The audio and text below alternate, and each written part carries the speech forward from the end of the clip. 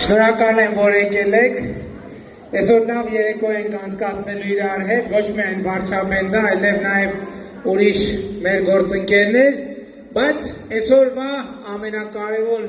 մաղթանքը եւ այսօրվա ամենակարևոր իրադարձությունը Քրիստոս հարյավ իմ եռելոց։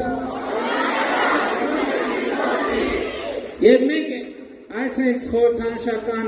զատկական թխվածքներ ենք պատրաստել, մեր փոքրիկներին փոխանցենք եւ խնդրենք, որ իրանք էլ բաժանեն, հա, բոլորին։